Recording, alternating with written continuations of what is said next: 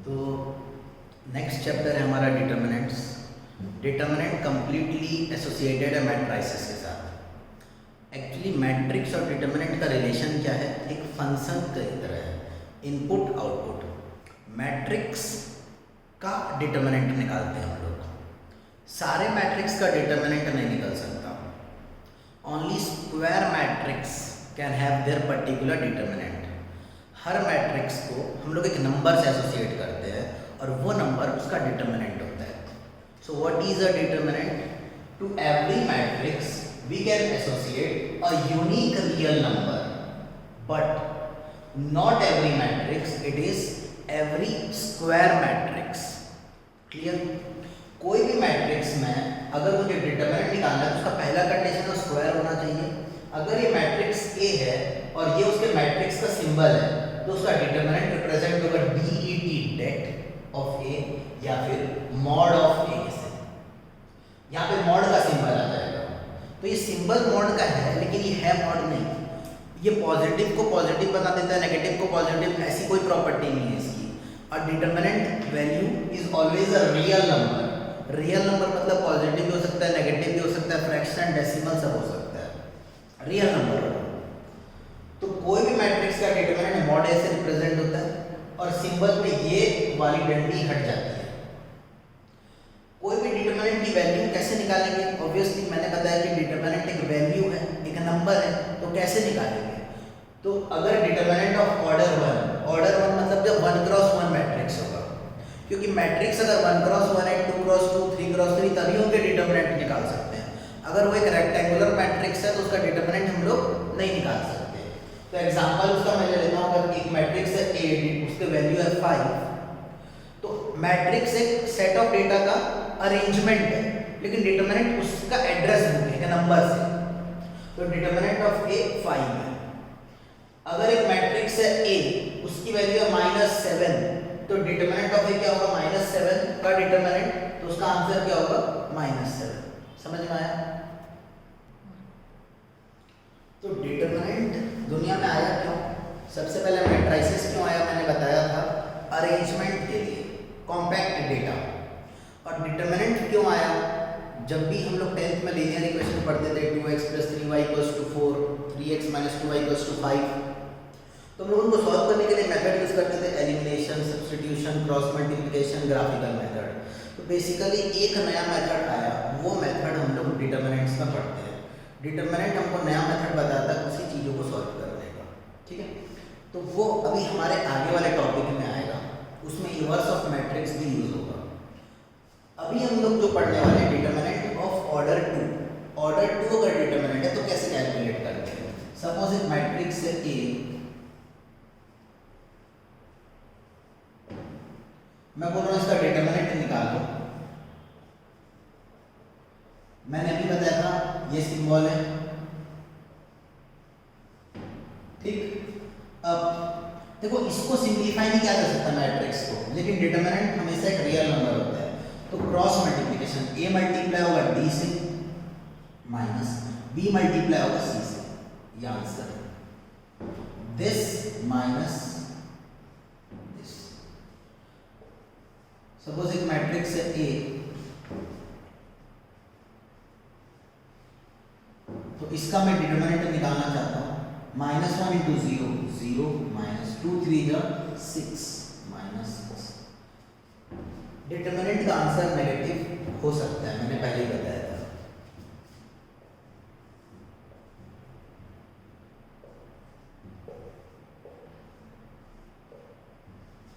कौन सा मैट्रिक्स है? Identity matrix.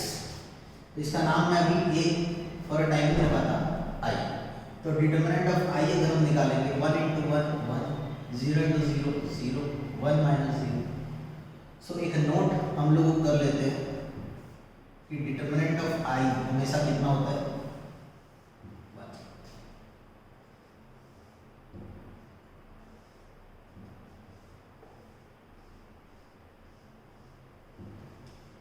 इसका डिटर्मिनेंट अगर मुझे निकालना है 0 - 0, 0, तो ये दूसरा नोट हो गया। वो मतलब मैंने बताया था नल मैट्रिक्स का जो डिटर्मिनेंट है वो हमेशा क्या होता है? 0।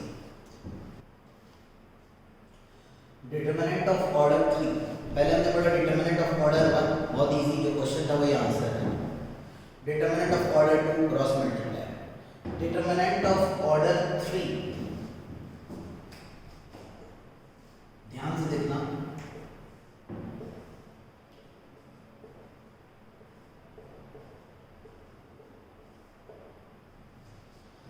ये एक मैट्रिक्स है, ये मैट्रिक्स का ऑर्डर 3, ऑर्डर 3 मतलब it is a 3x3 matrix, 3 rows 3 column. इस मैट्रिक्स का अगर मैं बोल रहा हूँ डिटरमिनेंट निकालो, तो इसको हम लोग एक्सपेंड करेंगे, एक्सपेंड मतलब खोलना। तो डिटरमिनेंट ऑफ ए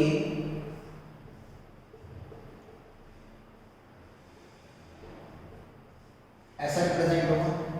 तो सबसे पहले एक्सपेंड करने के लिए आपको ये सोचना है कि एक्सपेंड आप किसके अलोंग करना चाहते हो, first row, second row, third row, first column, second column, third column, किसी के भी अलोंग हम इसको एक्सपेंड कर सकते हैं और सबसे आंसर सेम आएगा।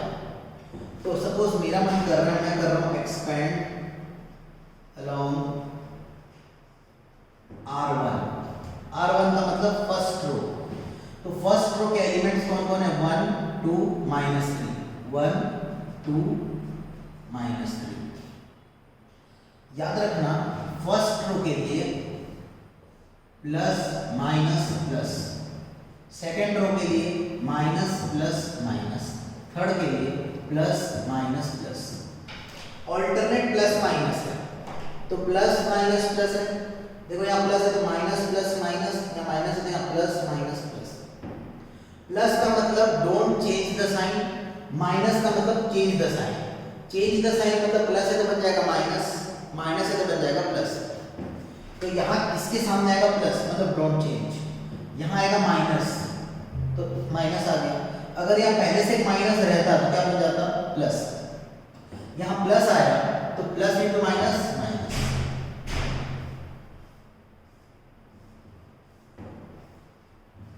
अब 1 का रो और कॉलम हटेगा,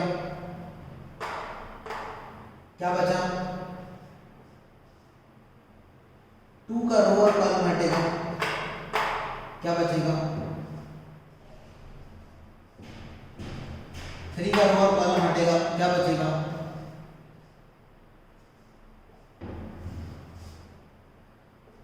अब ये 2 क्रॉस 2, 1 इंटू 0, 1 इंटू 4,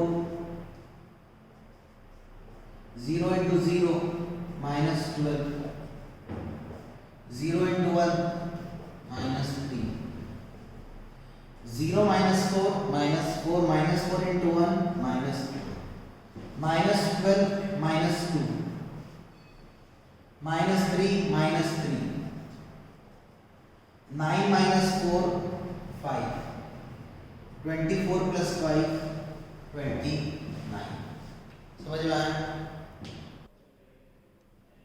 तो इसी क्वेश्चन को हम लोग अभी रो 1 से बनाए, इसी क्वेश्चन को अगर मैं रो 2 से बनाऊं, अलोंग R2, इस बार एलिमेंट्स 0 1 4, क्या लिखूं मैं, माइनस प्लस माइनस। तो यहां आएगा एक माइनस प्लस माइनस,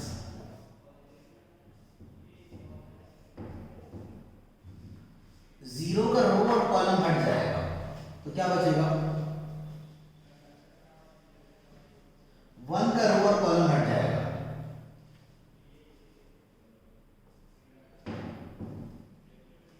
1 का रो कॉलम हट गया, 1 - 3 2 0, 4 का 1 2,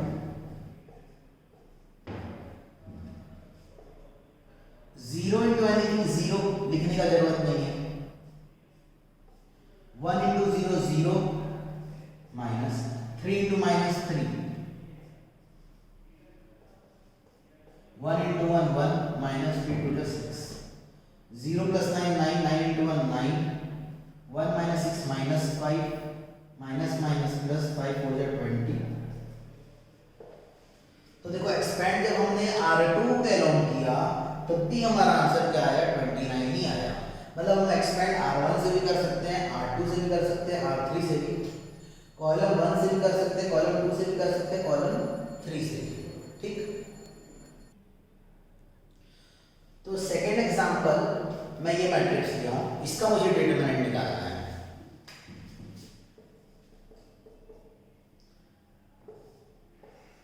ये आ गया मैट्रिक्स के डिटर्मिनेंट बन गया ये। तो इस डिटर्मिनेंट को अगर मुझे सॉल्व करना है तो मैं कोई भी रो या कोई भी कॉलम को यूज कर सकता हूं, लेकिन अगर थोड़ा स्मार्टली सोचे तो कौन सा रो या कॉलम लेना सबसे इजी रहेगा? Second column. क्यों? नंबर ऑफ जीरोस ज्यादा है, कैलकुलेशन कम होगा। फर्स्ट रो में कैलकुलेशन ज्यादा होगा, उससे कम सेकंड रो में कैलकुलेशन होगा, और सबसे कम सेकंड कॉलम में कैलकुलेशन कम होगा। तो हमेशा आप उसी रो या कॉलम से एक्सपेंड करो जहां नंबर ऑफ जीरोस ज्यादा है। ऐसा रूल नहीं है, टेक्निक है। तो हम लोग एक्सपेंड करेंगे यूजिंग कॉलम 2। तो कॉलम 2 से अगर एक्सपेंड करोगे तो सबसे पहले आएगा 2, खत्म। प्लस माइनस प्लस, यहां पे क्या आता है? माइनस। 2 का रो और कॉलम हटा, ये कॉलम हटा, ये रो हटा, जो 4 बचे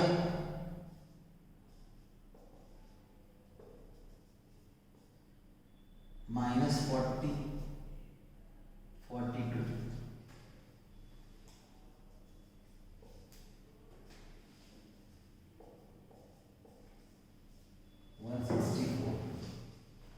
तो ये हमारे डिटर्मिनेंट का आंसर है।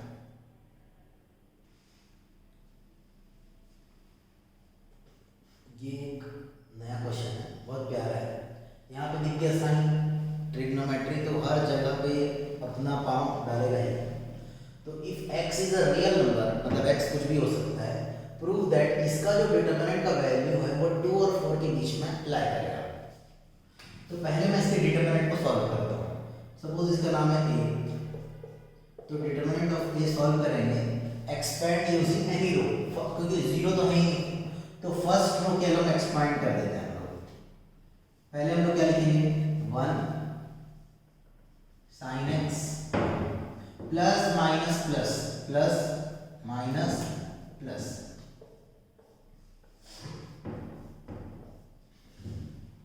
वन का रो और कॉलम हटेगा,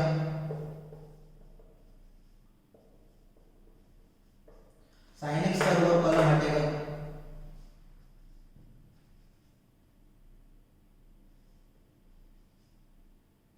sin x का रो और कॉलम हट रहा है, माइनस sin x माइनस 1 1 का रो और कॉलम हटेगा,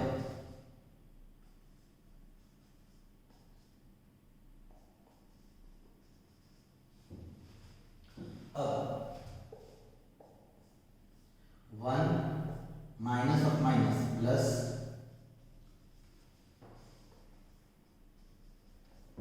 minus sin x into 1 minus minus plus minus minus plus, ये क्या हो गया? Sine square x minus minus 1 into 1 minus 1, ये कट गया। अब 1 और 1 2, sine square plus sine square 2 sine square, ये कट गया, तो यहाँ क्या बचा? 0, 2 कॉमन, तो 1 प्लस साइन स्क्वायर x। यहाँ तक समझ में आया? अब हमको इसको प्रूव करना है कि ये 2 और 4 के बीच में रहेगा। तो कैसे प्रूव करेंगे? हमको पता है साइन x माइनस 1 और 1 के बीच में रहता है, sine x cos x minus 1 और 1 के बीच में रहता है। हमको साइन स्क्वायर x चाहिए, तो अगर हम स्क्वायर करेंगे तो बच्चे जनरली ये गलती करते हैं कि साइन स्क्वायर x तो लिख देते हैं, वो लिख देते हैं 1 से 1, कि उन्होंने उनका ये कहना है कि सर पूरे को मैं स्क्वायर किया, माइनस 1 का स्क्वायर 1, 1 का स्क्वायर 1, लेकिन ये गलत है। माइनस 1 का स्क्वायर 1 बिल्कुल है, लेकिन जब हम किसी चीज की रेंज की बात करते हैं तो दिमाग लगाना है हमको कि उसकी सारी वैल्यूज कहाँ से कहाँ के बीच में लाया करेंगे। तो माइनस 1 से 1 की सारी वैल्यूज को अगर आप स्क्वायर करोगे तो 0.1 का स्क्वायर 0.001 ऐसा कुछ होगा, तो नेगेटिव सारे स्क्वायर के बाद पॉजिटिव बन जाएंगे। 0 का स्क्वायर क्या होगा? 0, तो मिनिमम वैल्यू इसकी क्या होगी? 0, और मैक्सिमम वैल्यू क्या होगी? 1। तो साइन स्क्वायर 0 और 1 के बीच में लाया करेगा। अब हमको साइन स्क्वायर x के साथ प्लस 1 चाहिए, तो पूरे इक्वालिटी में हम 1 ऐड कर देंगे, तो 1, 1 प्लस साइन स्क्वायर एक्स 2। तो 1 प्लस साइन स्क्वायर एक्स की वैल्यू 1 से 2 के बीच में ला कर रही है, उसके साथ एक 2 मल्टीप्लाइड है, तो हम लोग 2 मल्टीप्लाई करेंगे पूरे इनइक्वालिटी में। तो 2 into 1 plus sine square x जो कि डिटरमिनेंट ऑफ ए है, उसकी वैल्यू 2 और 4 के बीच में लाई करेगी। यहाँ एक वर्ड लिखा हुआ है बोथ इंक्लूसिव, इसका मतलब है कि 2 भी हो सकता है, 4 भी हो सकता है और बीच के सारे वैल्यूज। तो यहाँ पे देखो इक्वल टू दिया हुआ है, तो इसका मतलब 2, 4 and the values between 2 and 4। तो इसकी मिनिमम वैल्यू इस डिटरमिनेंट की है 2 एंड इसकी मैक्सिमम वैल्यू है 4 एंड इसके सारे रेंज 2 और 4 के बीच में ला करेगा। तो हमने अभी पढ़ा बेसिकली डिटरमिनेंट क्या होता है, लेकिन अब हम पढ़ने वाले हैं प्रॉपर्टीज ऑफ डिटरमिनेंट। पूरे मैट्रिसेस और डिटरमिनेंट में सारी चीज़ें बहुत इजी है, सिर्फ 2 ही टॉपिक हार्ड है, एक प्रॉपर्टीज ऑफ डिटरमिनेंट और दूसरा इनवर्स ऑफ मैट्रिक्स। और इन्हीं दोनों पार्ट से क्वेश्चन ज़्यादा आते हैं। उसमें भी इनवर्स ऑफ मैट्रिक्स बहुत इजी है, खाली कैलकुलेशन में प्लस माइनस में मिस्टेक होते हैं। तो इस चैप्टर में एक ही जगह पे आपको मेहनत ज़्यादा करना है, वो ये प्रॉपर्टीज ऑफ डिटरमिनेंट है। इस पे हमको मिनिमम 60 to 70 क्वेश्चंस बनाने पड़ेंगे, तभी दिमाग चलेगा कि अब क्या करना है। तो पहले तो बेसिकली हम प्रॉपर्टी समझते हैं, फिर उसे क्वेश्चंस बनाएंगे, कुछ मैं बनाऊंगा, कुछ आप लोगों को बनाना है। तो पहला प्रॉपर्टी है if each element in a row और column of a determinant is 0 then the value of determinant is 0। बहुत सिंपल प्रॉपर्टी है, बहुत कम यूज आएगी। ये प्रॉपर्टी बोल रही है अगर कोई एक मैट्रिक्स है, उसमें कोई एक एलिमेंट किसी एक रो में सारे एलिमेंट 0 है, तो इसका डिटरमिनेंट क्या होगा? 0। कॉमन सेंस, क्योंकि अगर यहाँ तीनों में 0 है तो मैंने अभी बताया था कि एक्सपेंड उसी से करना जहाँ पे मैक्सिमम नंबर ऑफ 0 होंगे। तो we will expand along row 2 0 0 0, कोई कैलकुलेशन ही नहीं है, तो आंसर क्या होगा? 0। नेक्स्ट प्रॉपर्टी, अगर if each element on one side of the principal diagonal, मैंने बताया था ये डिटरमिनेंट है प्रिंसिपल डायगोनल। मैट्रिक्स की दुनिया में यही डायगोनल होता है, A11 A22 A33। तो सपोज यहाँ पे ABC है, if each element on one side of the principal diagonal of a determinant is 0, तो किसी एक साइड में अगर बाकी सारे एलिमेंट 0 हैं, यहाँ पे कुछ भी हो सकता है, तो इस डिटरमिनेंट ट्रायंगल से रिप्रेजेंट होता है, इसको भी डिटरमिनेंट बोलते हैं। तो इसकी वैल्यू कितनी होगी? Is the product of diagonal elements. तो सारे डायगोनल के एलिमेंट को मल्टीप्लाई कर देंगे, A B C। चेक कर सकते हैं हम लोग इसको, अगर हम लोग इसको एक्सपेंड करेंगे तो यही आंसर आएगा। समझ में आया? प्रॉपर्टीज क्या होती है? जो नॉर्मली डिटरमिनेंट था उसमें से कैलकुलेशन किया गया और कुछ प्रॉपर्टीज बनाई गई हमारे बेटरमेंट के लिए, ताकि हम कैलकुलेशन एकदम जल्दी निकाल लें। तो ये है प्रॉपर्टी 2। प्रॉपर्टी 1, प्रॉपर्टी 2 हमने कवर किया। प्रॉपर्टी 3 को अगर एक लाइन में बोला जाए तो बहुत इजी है, determinant of A equal to determinant of A transpose. Transpose याद है, जब हम रोज और कॉलम्स को इंटरचेंज करते हैं, रो बन जाता है कॉलम, कॉलम बन जाता है row. The value of a determinant remains unchanged if the rows and columns are interchanged. तो इनडायरेक्टली ये बोल रहे हैं कि डिटरमिनेंट ऑफ A और determinant of A transpose same होता है। एग्जांपल, अगर मैं डिटरमिनेंट ऑफ A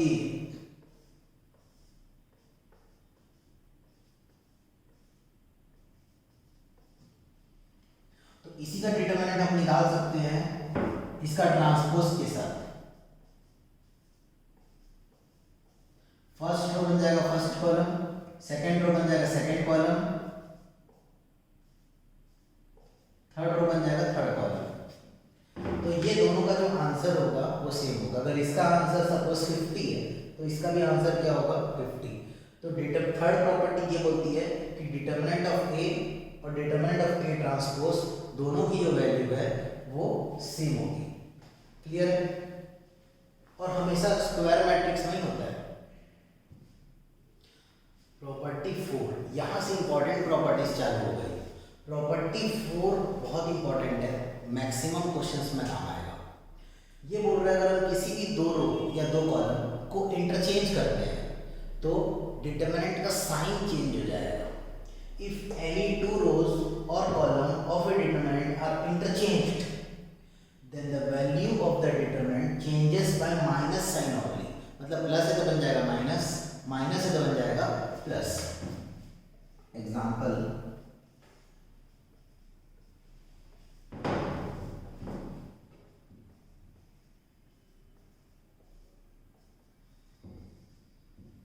तो अगर मैं इसमें एक चेंजेस ला रहा हूं R1 R2, देखो इस सिंबल का मतलब है इंटरचेंज।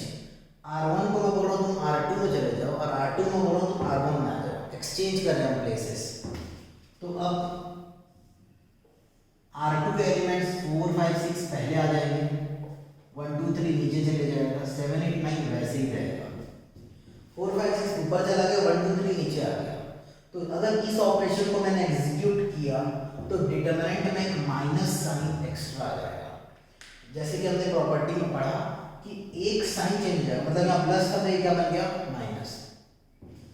अगर मैं इसमें चेंज कुछ भी कर सकते हैं, चेंज जो तुम्हारा मन, वो क्वेश्चन के अकॉर्डिंग हम लोग चेंज करेंगे। सपोज मेरा मन कर रहा है मैं चेंज करूं C2 C3, बच्चा बोलेगा सर क्या दो कंसेक्यूटिव को ही कर सकते हैं? ऐसा नहीं है, मेरा मन कर रहा है मैं C1 C3 को करूं। तो कॉलम 1 की जगह पे कॉलम 3 आ जाएगा और कॉलम 3 की जगह पे कॉलम 1 आ जाएगा। 6 3 9 4 1 7 इंटरचेंज हो गई है दोनों। 5 2 8 वैसे ही रहेगा,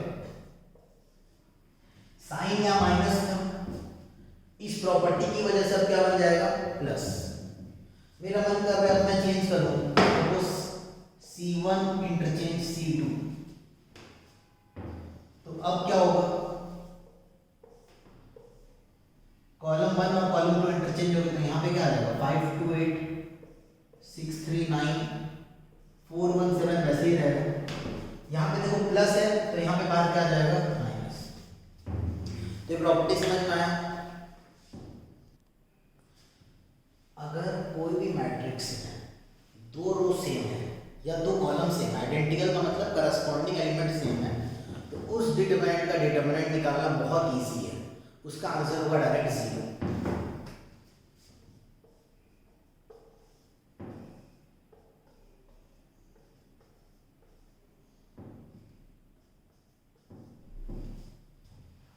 देखो ये मैट्रिक्स है, इसका मैं अगर बोल रहा हूं डिटरमिनेंट निकालो,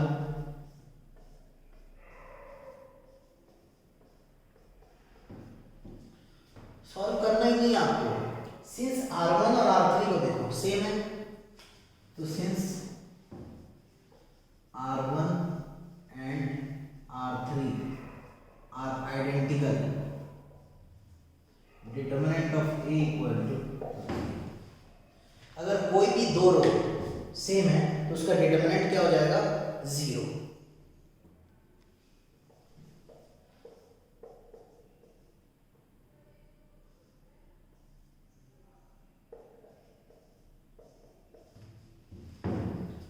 यहां पे देखो सपोज इसका नाम मैं लिख देता हूं B, तो डिटरमिनेंट ऑफ B यहां पे कॉलम 1 और कॉलम 3 सेम है, तो इसका आंसर भी क्या हो जाएगा since column 1 and column 3 are identical. Property 6 थोड़ी कंफ्यूजिंग है। प्रॉपर्टी 6 में देखो लिखा हुआ है each element of a row और column is multiplied bye same number k, then the value of the new determinant is k times the original determinant। सुनने में थोड़ा अजीब लग रहा है लेकिन है बहुत सिंपल।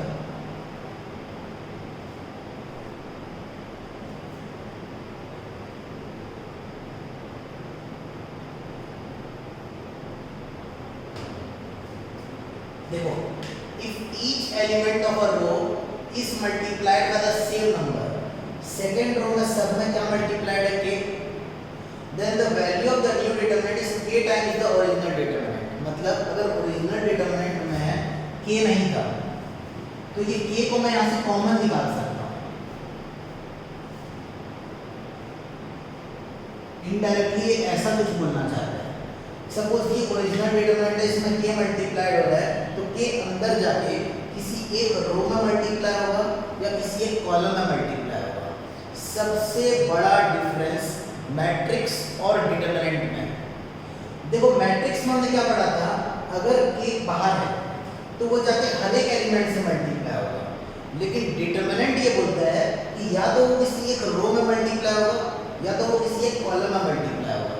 तो जब हम कॉमन निकालेंगे तो मैं या तो किसी एक रो से कॉमन निकालूंगा या तो किसी एक कॉलम से कॉमन निकालूंगा। अगर मुझे इसको अंदर भेजना है तो मेरा मन मैं कहीं भी भेज सकता हूँ। मेरा मन कर, मैंने रो से निकाला, मैं कॉलम में भेज रहा हूँ। सपोज मेरा मन कर रहा है मैं कॉलम 3 में भेजूँ, तो 1a b 2b e 3k ck f। मतलब डिटरमिनेंट और मैट्रिक्स में ये डिफरेंस है। देखो अगर एक मैट्रिक्स है,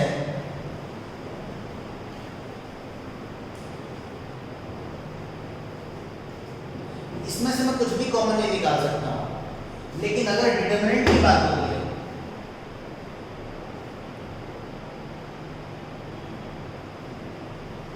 तो यहाँ पे मैं कॉमन निकाल सकता हूँ, क्योंकि यहाँ कॉमन निकालने के लिए मुझे हर एक एलिमेंट के पास जाने की जरूरत नहीं है। मैं फर्स्ट रो से क्या कॉमन निकाल सकता हूँ, 3।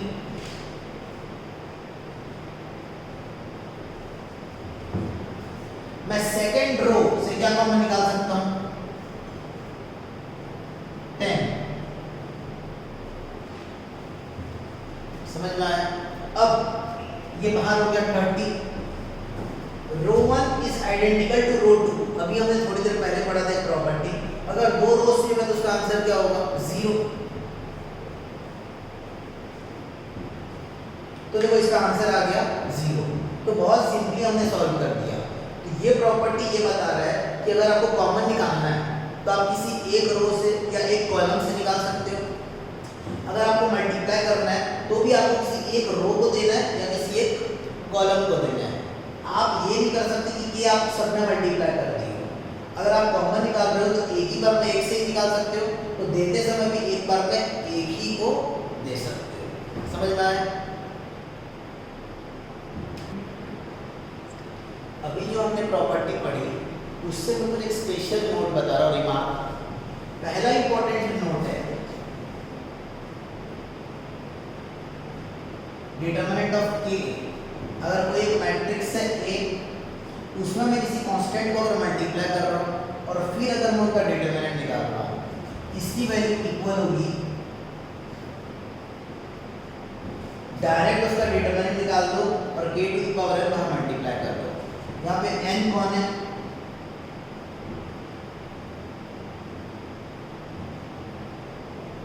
Order of matrix 1 cross 1 2 cross 2 3 cross 3, तो n होगा 3। अगर 3 क्रॉस 3 की बात हो रही है तो ये प्रॉपर्टी ये बता रहा है कि अगर a बाहर जाएगा तो सिंपली बाहर नहीं जाएगा।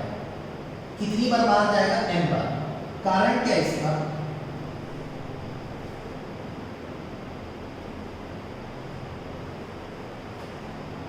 ये एक मैट्रिक्स है, इसमें सपोज मैं 5 मल्टीप्लाई कर देता हूं,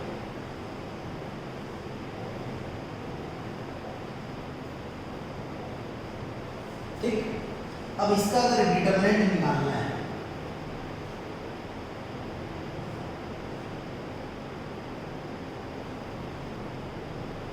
ठीक, अब डिटरमिनेंट ऑफ 5 फर्स्ट रो से आप क्या कॉमन निकाल सकते हो, 5 5 3 जा 15 5 2 जा 10। सेकंड रो से आप क्या कॉमन निकाल सकते हो, 5 5 1 5 5 4 जा 20। ये क्या दिख रहा है, 5 स्क्वायर। और ये एग्जैक्टली कौन है, डिटरमिनेंट ऑफ ए।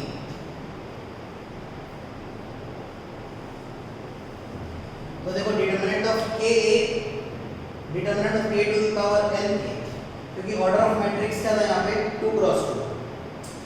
ये ऐसा चेंज क्यों हो रहा है? क्योंकि मैट्रिक्स को जब हमने 5 दिया तो वो हर एक एलिमेंट को 5 दे दिया, लेकिन डिटरमिनेंट थोड़ा सेल्फिश है, वो एक बार में एक ही रो से देता है। तो एक रो से एक 5 दिया, दूसरे रो से एक बार 5 दिया, तो वहाँ 5 स्क्वायर आ गया।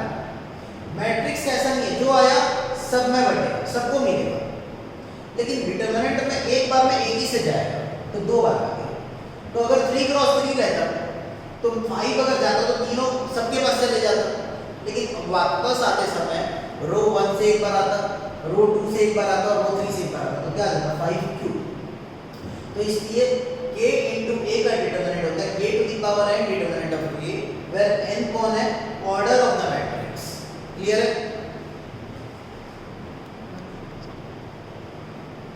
तो अभी जो हमने प्रॉपर्टी 6 पढ़ी और जो नोट 1 पढ़ा, दोनों को अगर मिलाएंगे तो नोट 2 डेवलप होगा। नोट 2 बोल रहा है if a is a skew symmetric matrix. पहले याद करते हैं स्क्यू सिमेट्रिक मैट्रिक्स का कंडीशन क्या था? Determinant of a dash equal to minus a। Skew symmetric matrix का कंडीशन क्या था? a dash equal to minus a। तो ये नोट बोल रहा है if a is a skew symmetric matrix then determinant of a equal to 0, हमेशा नहीं, कब? If order of a is odd. अगर एक ऑड ऑर्डर मैट्रिक्स है जैसे 1 क्रॉस 1, 3 क्रॉस 3, 5 क्रॉस 5, उसका डिटरमिनेंट स्क्यू सिमेट्रिक मैट्रिक्स का हमेशा आंसर 0 होता है। ठीक? क्यों? हमको पता है डिटरमिनेंट ऑफ a डैश, ठीक है,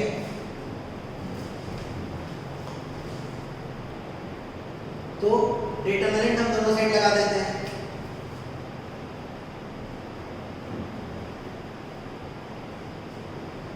यहां पे माइनस का मतलब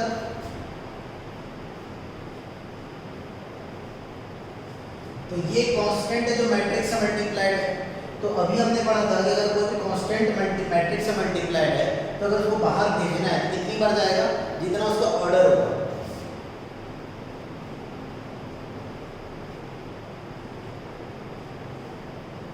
तो ये वाला लाइन आ गया। हमने दिया है ऑड, अगर n ऑड है तो determinant of a dash equals to -1 to the power any odd number is -1।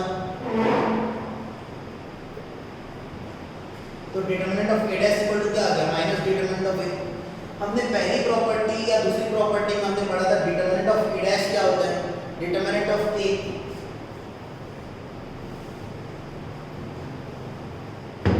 याद है हमने एक प्रॉपर्टी पढ़ी थी कि कोई भी मैट्रिक्स का ट्रांसपोज और उसका डिटरमिनेंट दोनों सेम होते हैं। तो डिटरमिनेंट ऑफ a डैश की जगह मैंने क्या लिखा है? Determinant of a minus determinant of a इधर आ जाएगा, तो determinant of a plus determinant of a equals to 0। 2 into determinant of a equals to 0, determinant of a equals to 0/2। तो डिटरमिनेंट ऑफ a की वैल्यू कितनी हो गई? 0। जब भी ऑड ऑर्डर है, अगर इवन है तो ऐसा पॉसिबल नहीं होगा, क्योंकि अगर इवन होता है यानी इवन तो यहाँ पे आ जाता 2 सपोज, तो -1 का स्क्वायर 1, तो आता determinant of a equal to determinant of a। वो तो हमको पता है, उससे कुछ नया कंक्लूजन नहीं मिलता। तो इम्पोर्टेंट नोट ये है जो अभी तक का हम लोग पढ़े उससे, कि अगर एक स्क्यू सिमेट्रिक मैट्रिक्स है ऑड ऑर्डर का तो उसका डिटरमिनेंट का आंसर हमेशा 0 होता है। एग्जांपल,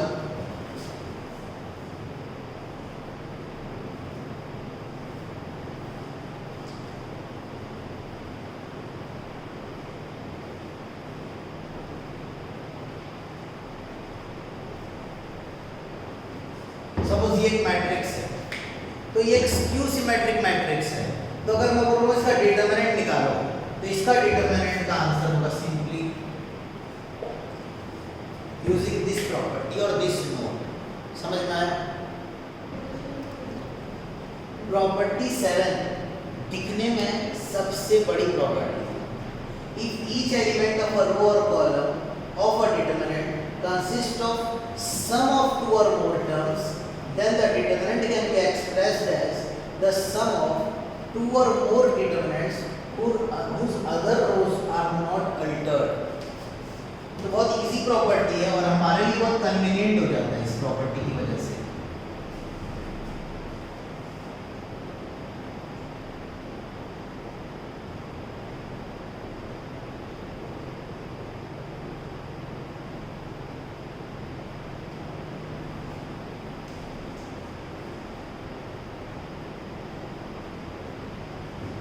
सपोज ये डिटरमिनेंट है, तो बोल रहा है कि each element of our column consist of sum of two और मोर।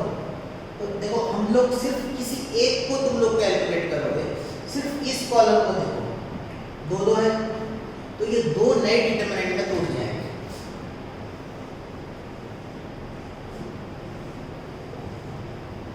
पहले डिटरमिनेंट में आ जाएगा a 2 g, दूसरे में क्या आ जाएगा x a h, a 2 g x a h। दूसरा कॉलम तीसरा कॉलम बिल्कुल भी चेंज नहीं होगा। बच्चे क्या करते हैं, इसमें लिख देते हैं b d 2, इसमें लिख देते हैं y c x। ऐसा नहीं, एक बार में एक ही को तोड़ सकते हैं। b plus y, c plus d, b plus c, e plus f, 2 plus x, 3 plus y same रहेगा। इसमें भी b plus y,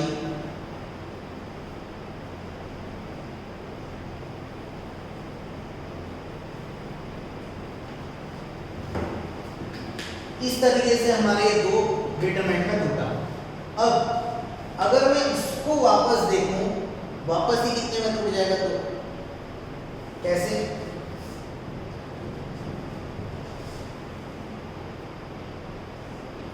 यहाँ पे a 2 g वैसे ही रहेगा, b b 2, y c x दूसरे में आ जाएगा,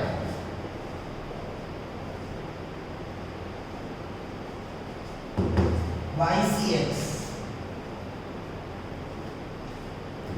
c plus d e plus f 3 plus y वैसे ही रहेगा।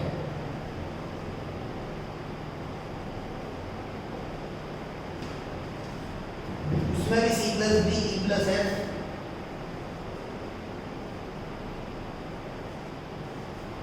समझ में आ रहा मैं क्या बोलना चाहता हूँ? मतलब ये वापस दो में टूटेगा और ये भी वापस दो में टूटेगा।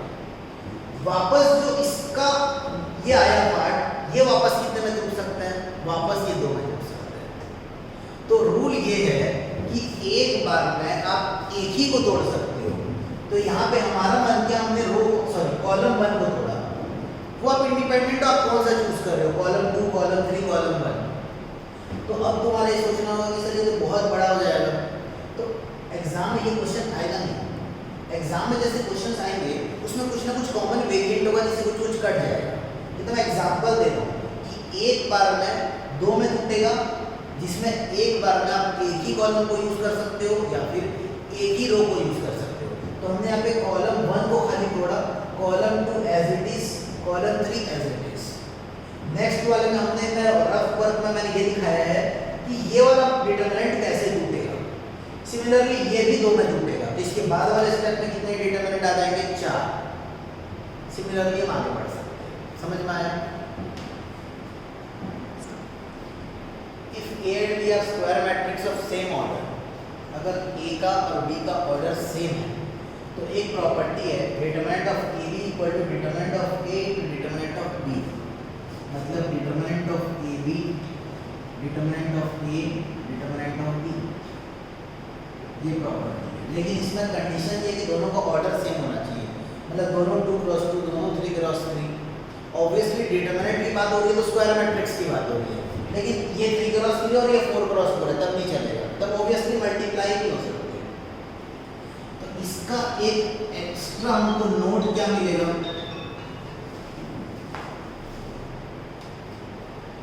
Determinant of A square, determinant of A into A, determinant of A into determinant of A।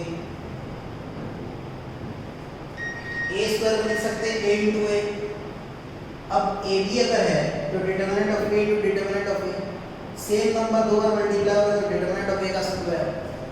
तो इसी से एक एक्स्ट्रा नोट मुझे क्या मिलेगा, determinant of A to the power N, any कोई भी नंबर है 5, 7, 100, 2 करोड़, तो determinant of A to the power N.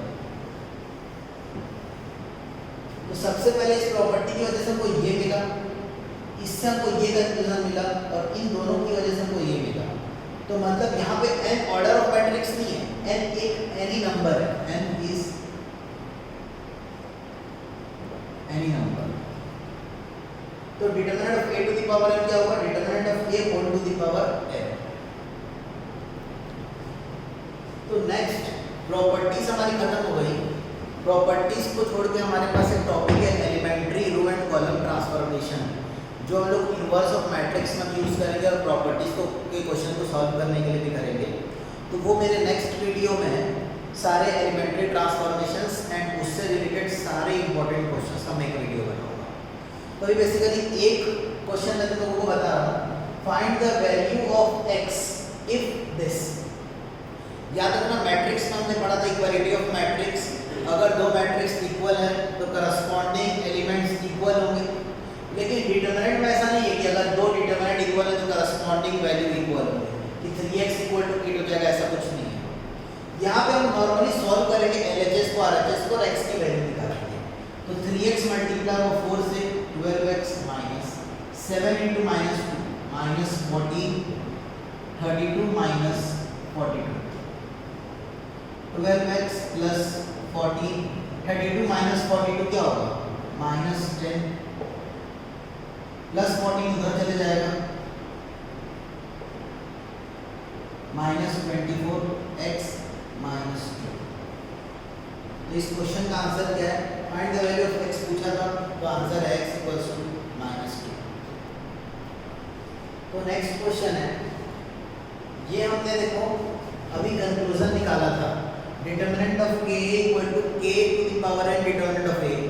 यहाँ पे n है 2 क्योंकि order of matrix is 2 cross 2, तो 2 का स्क्वायर 4। लेकिन इस क्वेश्चन में ये बोल रहा है इसको प्रूफ करो, तो मतलब हम उस नोट को यूज नहीं कर सकते। तो यहाँ पे हम लोग लेंगे LHS RHS और हमको LHS equal to RHS proof करके दिखाना पड़ेगा 2a। तो मतलब डिटरमिनेंट किसका निकालना है 2a का। तो जब मैट्रिक्स A में 2 मल्टीप्लाई होगा तो हर एक एलिमेंट में 2 मल्टीप्लाई हो जाएगा, तो 2 1 जा 2, 2 2 जा 4, 2 4 जा 8, 2 2 जा 4। अब इसका डिटरमिनेंट निकालेंगे, 2 4 जा 8 माइनस 8 4 जा 32। What is 8 minus 32 minus 24। RHS वहां पे है 4 determinant of A, 4 determinant of A में क्या है 1 2 4 2, 1 इंटू 2 2 4 2 जा 8, 2 minus 8 minus 6। LHS equal to RHS, hence proofed. Okay, तो नेक्स्ट क्वेश्चन है ये, लेकिन इसका सॉल्यूशन मैं आज ही बताऊंगा, इसका सॉल्यूशन मैं नेक्स्ट वीडियो से चालू करूंगा, ठीक है। क्योंकि नेक्स्ट वीडियो में हम लोग सिर्फ एक छोटी सी प्रॉपर्टी पढ़ेंगे एलिमेंट्री ट्रांसफॉर्मेशन और फिर क्वेश्चन। तो अगला वीडियो इस क्वेश्चन से ही चालू होगा एंड मैं एक्सपेक्ट करता हूँ कि तुम लोग इस क्वेश्चन को पहले खुद से बना लो। जो प्रॉपर्टी मैंने बताई है थोड़ा दिमाग लगाओगे तो उसी प्रॉपर्टी से ये बन जाएगा। हिंट, ये जो कॉलम है 2 मैट्रिक्स में टूट जाएगा, बाकी सारा वही बताया मैंने। तो इस क्वेश्चन को तुम लोग बना लेना। देखो मैंने 3 वीडियोस भेजे हैं, पहला है मैट्राइसिस का, दूसरा भी मैट्राइसिस का है और तीसरा ये डिटरमिनेंट का है। तीनों को बहुत अच्छे से समझो, क्वेश्चंस को बनाओ और जो भी तुमको उसमें से डाउट हो रहे हैं वो मुझे पर्सनल व्हाट्सएप में या फिर मैसेज करके मुझे भेजो ताकि मैं उसके डाउट्स तुमको क्लियर करूँ और ये यूज़ करो इस टाइम को अपना बेस्ट बनाने के लिए, क्योंकि तुम्हारे पास पूरा समय ऐसा ही है जब तुम घर में हो तो डिस्ट्रैक्ट भी होगे तो अट्रैक्ट भी करो अपने आप को। Okay, class disperse.